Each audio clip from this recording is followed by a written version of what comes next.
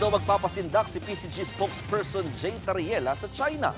Yan ay kahit nagalit ang Chinese government matapos umanong hamaki ni Tariela si Chinese President Xi Jinping. May express report si Camille Samonte. Na-beast mode ang China sa presentation kamakailan ni PCG spokesperson Commodore J. Tariela tungkol sa West Philippine Sea. Nakalagay kasi dyan ang mga litrato ni Chinese President Xi Jinping na may title na Why China Remains to be a Bully. Para sa China, paninira yan sa kanila. Kaya naman ipinatatawag ng Chinese Foreign Ministry si Philippine Ambassador to China Jaime Flor Cruz.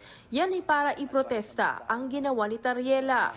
Gate ng Chinese Foreign Ministry, matagal na raw nagbubulag-bulagan ang Pilipinas. Saan nila'y mga mapanghamon, mapaninlang at walang basihang pahayag ni Tariela laban sa China. Bago ang pagpapatawag kay Ambassador Flor Cruz, una na ring naghain ng diplomatic protest ang Chinese Embassy sa Maynila laban kay Tariela.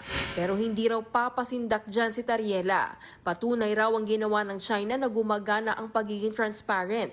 Mas takot din daw ang China sa isang informed world kesa sa international law. Dagdag pa ni Tariela kung gusto raw ng China na itama ang anumang negatibong epekto. Dapat daw magsimula sila sa pagrespeto sa 2016 arbitral ruling.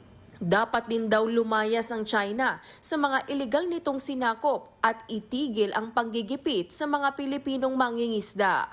Ang Department of Foreign Affairs naman, suportado raw ang mga opisyal na ginagawa lang ang tungkulin nilang ipagtanggol ang soberanya ng Pilipinas. Hindi lang DFA ang dumepensa kay Tariela. Una na rin sinabi ni Senator Risa Hontiveros na nagiging bad guess ang Chinese Embassy sa Pilipinas dahil sa pambabatikos nito kay Tariela at iba pang opisyal na nagtatanggol sa Pilipinas. Masyado rin daw pa-victim ang Chinese Embassy. Sinagot yan ng Embahada ng China. Hindi raw sila mananahimik kung sinisiraan ang kanilang bansa. Nagbabalita mula sa Frontline, Camille Samonte, News 5. Mga kapatid, Nikki de Guzman po. Para sa pasada ng mga rumaratsyadang balita, mag-follow at mag-subscribe na sa social media pages ng News 5.